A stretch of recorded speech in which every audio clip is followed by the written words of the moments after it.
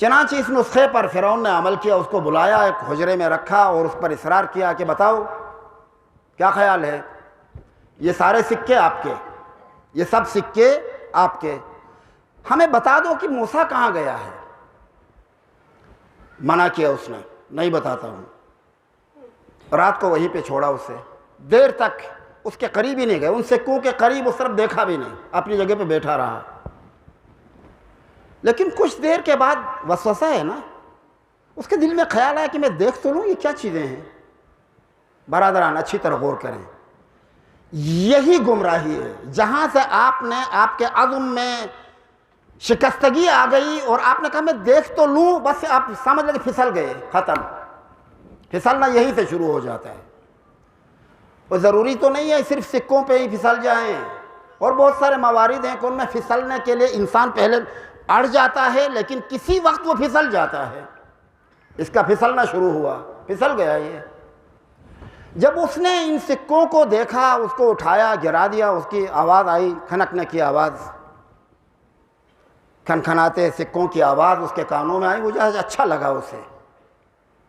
وہیں سے اس نے سوچنا شروع کیا کہ اب میں کس طرح سے ان کا مالک بن جاؤں، بتاؤں بھی نہیں اور مالک بھی بن جاؤں۔ رات اس کی گزر گئی، صبح فرعون کے افراد آ گئے، کیا خیال ہے، کیا فیصلہ کیا ہے؟ تو اس نے کہا کہ میں یہ تو نہیں بتاؤں گا کہ موسیٰ کہاں ہیں۔ کہا کوئی بات نہیں، نہ بتاؤ، صرف اتنا بتا دو کہ وہ کس سمت میں گیا ہے۔ وہ اتنا جانتا تھا کہ میں سمت بتاؤں گا تو یہ پہنچیں گے نہیں، موسیٰ تک نہیں پہنچیں گے، اتنا جانتا تھا۔ اس لیے اس نے سوچا اب سمت بتانے میں کیا حرج ہے، سمت ہی بتانا ہے، سمت بتا دوں گا اور یہ سکے بھی میرے ہو جائیں گے۔ خوب غور کریں برادران، اس نے اس لالچ میں بتا دیا فلاں سمت میں چلا گیا ہے۔ جیسے ہی ادھر اس نے بتا دیا، جو علم اللہ نے اسے عطا کیا تھا وہ سب چھن گیا، ختم، فینشڈ، دھل گیا سب۔ اب قرآن مجید نے اس واقعے کو ذکر کیا ہے اور کہا ہے کہ وَلَوْ شِئْنَا لَرَفَعْنَاهُ بِهَا، اگر ہم چاہتے تو اس کو اور بلندیوں کی طرف لے جاتے۔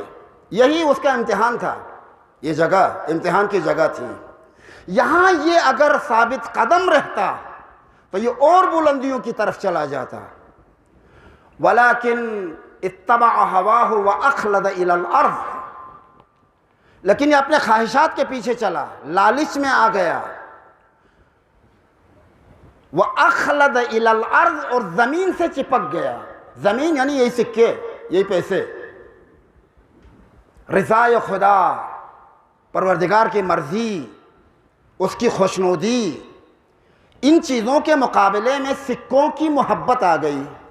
جب یہ آ گئی تو قرآن کہتا ہے فَمَثَلُهُ كَمَثَلِ الْكَلْبِ، اس انسان کی مثال کتے کی سی ہے، وہ بھی عام کتا نہیں، باولا کتا۔ چونکہ بعد میں جو نشانیاں بیان کی ہیں وہ باولے کتے کی نشانیاں بیان کی ہیں۔ ان تحمل علیہ یلحس وان تترکہ یلحس، ہر حال میں باولا کتا زبان لٹکا کے چل رہا ہوتا ہے، اس پہ حملہ کرو یا چھوڑ دو، آپ اسے پتھر سے مارو تب بھی وہ زبان لٹکا کے بھاگ رہا ہوتا ہے، خالی چھوڑ دو تو بھی زبان لٹکا کے بھاگ رہا ہوتا ہے۔ یلحس، کیوں باولے کتے سے تشبیہ دی اس کی؟ اس شخص کو کتا کیوں کہا گیا؟ خوب غور کریں۔ اس شخص کو باولے کتے سے تشبیہ اس لیے دی کہ باولے کتے کی ایک خصوصیت ہے، پاگل کتے کی، وہ اپنے نفس میں تصور کرتا ہے کہ میں پیاسا ہوں، وہ زبان لٹکا کے چلتا ہے، اس کی وجہ یہی ہے، وہ یہ سمجھتا ہے کہ میں پیاسا ہوں۔ اگر اسے بالٹی بھر پانی ابھی ابھی پلا دو پھر بھی وہ اسے احساس ہوگا کہ میں پیاسا ہوں۔ یہ خصوصیت ہے باولے کتے کی۔ تو جو لوگ بلعم باورا کی طرح سکوں کی جھنکار میں آئے، اس کی محبت میں گرفتار ہوئے، بلعم باورا کو پیسوں کی ضرورت تو نہیں تھی، وہ اتنا فقیر و کنگال آدمی تو نہیں تھا، اس کی ضرورتیں پوری ہو رہی تھیں۔ کیا ضرورت تھی ان سکوں کو حاصل کرنے کی جبکہ اس کے پاس سب کچھ تھا؟ یہ صرف اور صرف لالچ، حل من مزید کی خواہش، میرے پاس یہ بھی ہوں۔ یہ وہی کتے والی خصوصیت ہے، مجھے مزید پانی ملے، مجھے مزید پانی ملے۔ یہ بیماری ہے نفسیاتی بیماری. جس طرح کتے کی نفسیاتی بیماری ہے انسان کی بھی نفسیاتی بیماری ہے یہ. یعنی جتنا بھی مال ملے پھر بھی کم ہے، اور بھی ملے مزید ملے. بلعام باورا جیسا شخص، اس کے پاس کسی چیز کی کمی نہیں تھی، اس کے پاس سب کچھ تھا، لیکن اس لالچ میں آ گیا اور اس کے اندر یہ خصوصیت جو کتے کی سی ہے وہ خصوصیت اس کے اندر آ گئی. اب کیا کہا قرآن نے؟ فَمَثَلُهُ كَمَثَلِ الْكَلْبِ، اس کی مثال کتے کی سی ہے. میں یہ محسوس کرتا ہوں کہ حر کے سینے کے اندر جو دل تھا، اس دل میں کچھ نہ کچھ حضرت سیدہ فاطمہ زہرا کی محبت جائے گزین تھی. اس محبت کی وجہ سے میرا تصور یہ ہے کہ اس محبت کی وجہ سے حضرت فاطمہ زہرا نے اسے نجات دے دی. ورنہ کتنے ہی ایسے لوگ تھے جو آئے اور ہلاکت کی زندگی گزار کے چلے گئے. اور اس کے بعد کہاں نظر آیا؟ کربلا میں. کب؟ شب عاشور. اور بھی واقعات ہیں لیکن ان کو میں چھوڑ دیتا ہوں. شب عاشور اور اپنے خیموں سے دور فرات کے قریب تنہائی میں کھڑا ہو کے کچھ سوچ رہا تھا. اس کے قریب ایک شخص آیا. اس نے شاید محسوس کیا کہ ہور کانپ رہا ہے. ہور کے کانپنے کی کیفیت کو دیکھ کے اس نے کہا اگر کوئی مجھ سے یہ پوچھتا کہ اس لشکر میں سب سے بہادر اور دلیر کمانڈر کون ہے تو میں آپ کا نام لے لیتا. یہ کیا دیکھ رہا ہوں کہ آپ کی ٹانگیں کانپ رہی ہیں، خوف آپ کے اوپر طاری ہے. اتنی چھوٹی سی لشکر سے، حسین کا لشکر کتنا ہے؟ چھوٹا سا ہے. اس لشکر سے آپ کتنے خوفزدہ ہیں. حر نے اس شخص سے کہا، اس کا ہاتھ پکڑا اور کہا میرے ساتھ آ جاؤ.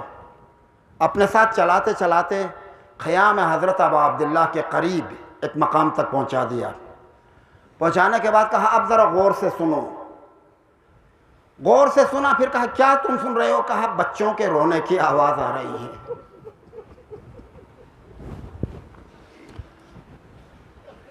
اور کیا سن رہے ہو؟ کہا العطش العطش، ہائی پیاس ہائی پیاس، بچے ہیں پیاسے ہیں اور ہائی پیاس کی آوازیں دے رہے ہیں.